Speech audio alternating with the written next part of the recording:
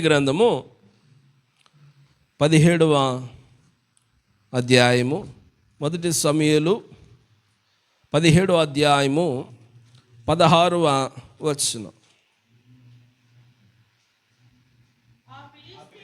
ఆ ఫిలిష్తీయుడు ఉదయమునను సాయంత్రమును బయలుదేరుచు 40 దినములో తన్ను తాను అగుపరుచుకొనుచు వచ్చెను.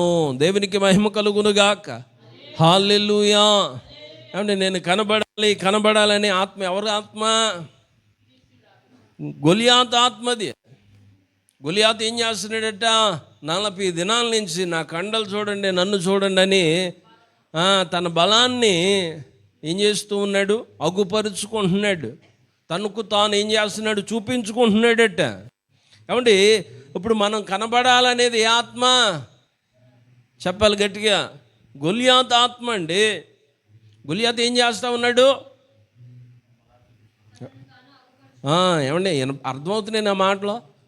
గట్టిగా చెప్పండి హల్లెలూయా. కొంచెం గట్టిగా. ఇప్పుడు వినపడుతుంది, అర్థమవుతుందని అర్థమైంది. గొలియాతు ఏం చేస్తూ ఉన్నాడట? 40 దినాలు తన్ను తాను ఆగపరుచుకుంటున్నాడు. చాలా గర్వంతో మాట్లాడుతూ ఉన్నాడు. ఇదిగో మీలో ఎవరు లేరా, నేను ఒక్కడిని వస్తాను. ఇదిగో ఇశ్రాయేలు అందరిలో ఒక్కడు రండి, నా మీద జయం పొందితే మేము మీకు దాసులం అవుతాం, లేదా మీరు నన్ను జయిస్తే మేమందరం మీకు దాసులం అవుతాం. నేను ఒక్కడనే ఉంటాను, మీరు అందరూ ఏర్పాటు చేసుకుని ఒకటి రండి అంటున్నాడు. ఎంత గర్వంతో కూడిన మాటలు అవి. అలా అంటూ చెప్తూ ఉన్నాడు. ఆ కింద వచనాల తర్వాత మీరు చదువుకుంటా ఉంటే ఎవడు దావీదు వెళ్తే అంటాడు, అయ్యా నేను నీకు కుక్కలా కనబడుతున్నానా, కర్రతో వస్తా ఉన్నావు అంటాడు. కానీ చిన్న దావీదు ఏం చేశాడట? గొలియాతుని చంపాడండి. అంటే దావీదు ఏమై ఉన్నాడు? మరుగై ఉన్నాడు. దేవునికి మహిమ కలుగునుగాక. హల్లెలూయా. ఏమంటే మరుగై ఉంటే దేవుడే నిన్ను హెచ్చిస్తాడు. ఏమంటే దావీదు అంతకు ముందు ఎవరికైనా తెలుసా? ఎప్పుడైతే గొలియాతును చంపాడో ఎవరికాళ్ళు ఎలా చూస్తున్నారు? దావీదుని ఆశ్చర్యంగా చూస్తూ ఉన్నారండి. ఏమంటే దావీదుని స్తుతిస్తూ ఉన్నారు, గణపరుస్తూ ఉన్నారు. అప్పుడు దాకా దావీదుని ఎవరు పట్టించుకోలే. ఏమంటే సౌలే ఎన్నిక చేయలేదు. ఎందుకని? ఆ యొక్క సైన్యంలో గొప్ప గొప్ప సైన్యాధికారులు ఉన్నారు, బలం కలిగిన వాళ్ళు ఉన్నారు. వాళ్ళందరూ కూడా గొలియాతును చూసి గజగజలాడిపోతూ ఉన్నారు, భయపడిపోతూ ఉన్నారు.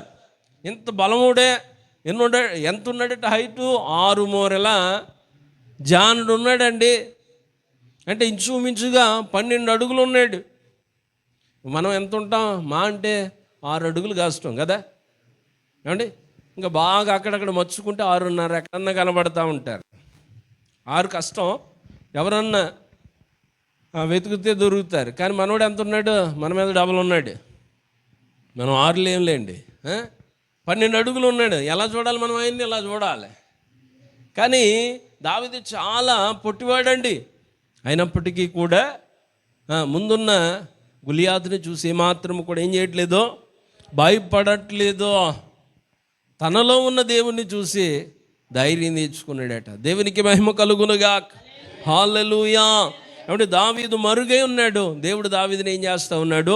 బయలుపరుస్తూ ఉన్నాడు. నువ్వు మరుగై ఉండటానికి ఇష్టపడితే నిన్ను మొదటికి ముందుకు నడిపించేది ఎవరో? దేవుడే నడిపిస్తాడు. చూద్దాం 2వ రాయి దగ్గరికి.